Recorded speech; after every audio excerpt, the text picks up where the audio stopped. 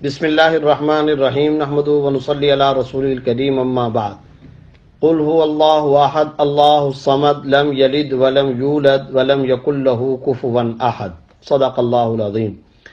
اصولی بات یہ ہے کہ غیر مسلموں کی عید یا ان کا کوئی بھی مذہبی تہوار ہو، مسلمانوں کے لیے اس میں شریک ہونا جائز نہیں ہے۔ چنانچہ عیسائیوں کے ساتھ کرسمس میں شریک ہونا یا ان کی کرسمس تقریب و محفل میں شرکت کرنا یا ان کی عبادت گاہوں میں جانا شرعاً بالکل جائز نہیں۔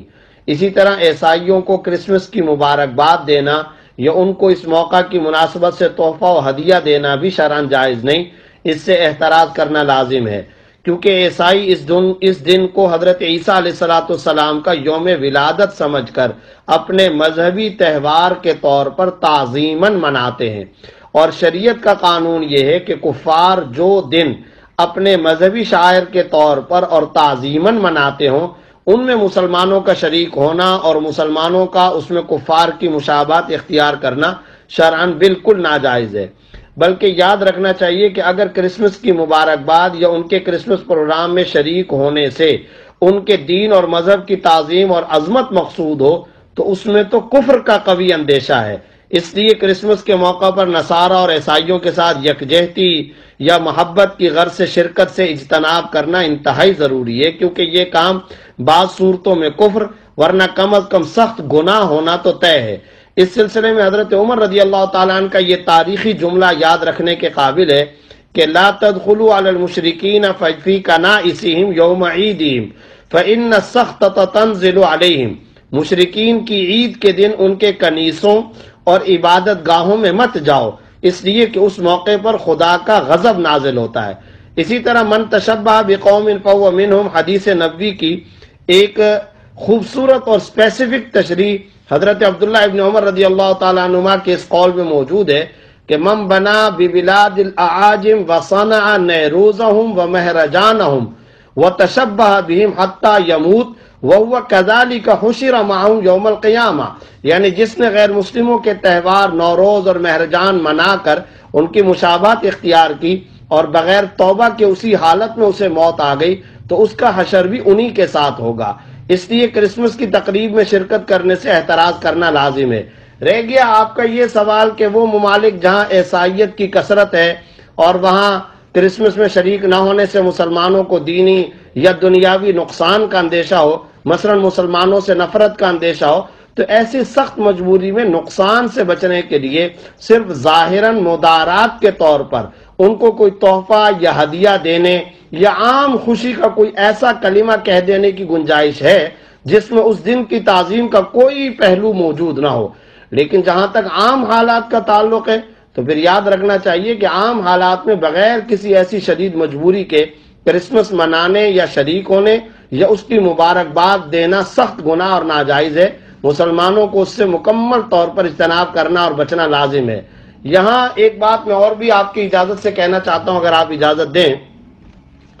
کسی کے ذہن میں یہ بات آ سکتی ہے کہ کرسمس منانے اور اس میں شریک ہونے سے اتنی سختی کے ساتھ کیوں منع کیا جا رہا ہے؟ تو اس کے لیے یہ اہم ترین نقطہ بھی ذہن میں رہنا چاہیے کہ عیسائی 25 دسمبر کو حضرت عیسیٰ علیہ السلام کی پیدائش کا دن قرار دیتے ہیں، جو کہ تاریخی اور قرآنی اشارات کے اعتبار سے اگرچہ غلط ہے، لیکن وہ بہرحال 25 دسمبر کو ولادت عیسیٰ کا دن کہتے ہیں۔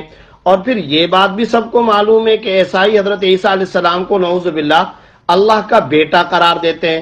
تو گویا 25 دسمبر کو پوری عیسائی دنیا، پوری کائنات میں ببانگ دہل یہ اعلان کر رہی ہوتی ہے کہ آج کے دن اللہ کا بیٹا پیدا ہوا ہے۔ ذرا سوچئے، اس سے بڑا شرک دنیا میں اور کیا ہو سکتا ہے؟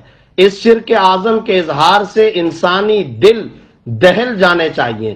اس پر قرآن کریم کا لب و لہجہ آپ ملاحظہ اور سماعت فرمائیں۔ سورہ مریم کی آیت نمبر 88 تا 91 پڑھتے چلے جائیے۔ وَقَالُوا اتَّخَذَ الرَّحْمَنُ وَلَدًا لَقَدْ جِئْتُمْ شَيْئًا إِدًّا تَكَادُ السَّمَاوَاتُ يَتَفَطَّرْنَ مِنْهُ وَتَنشَقُّ الْأَرْضُ وَتَخِرُّ الْجِبَالُ هَدًّا أَن دَعَوْا لِلرَّحْمَنِ وَلَدًا وَمَا يَنبَغِي لِلرَّحْمَنِ أَن يَتَّخِذَ وَلَدًا۔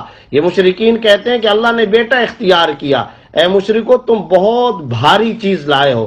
آگے اللہ تعالیٰ سخت غضب کا اظہار کرتے ہوئے فرماتے ہیں کہ ان کے اس خطرناک جملے اور سنگین ترین شرکیہ قول سے قریب ہے کہ آسمان پھٹ پڑے، زمین کے ٹکڑے ٹکڑے ہو جائیں اور پہاڑ ڈہ کر گر پڑے کہ رحمان نے بیٹا جنا، رحمان نے بیٹا اختیار کیا۔ ان قرآنی آیات کو سامنے رکھ کر ذرا سوچیں کہ جس دن کے بارے میں عیسائیوں کا یہ عقیدہ ہو کہ اس دن اللہ کا بیٹا پیدا ہوا ہے، ایک مسلمان اس پر کیسے مبارکباد دے سکتا ہے؟ یہ شرک اعظم کا دن ہے۔ میں تو درخواست کرتا ہوں کہ اس دن ہم سب کو توحید کی گواہی دینی چاہیے۔ اس دن کو ہم بکثرت سورہ اخلاص کی تلاوت، شہادت اور توحید کی سچی گواہی کا دن بنا لیں۔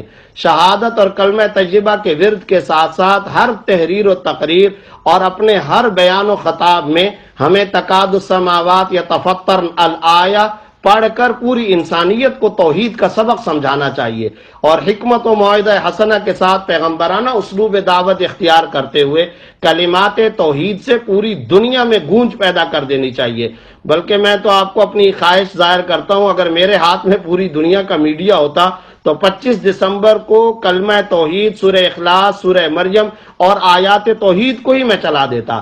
اللہ تعالی ہم سب کو موحد حقیقی اور داعی و مبلغ توحید بنائے، اور توحید کی گواہی ہی ہماری اول و آخر پہچان بن جائے۔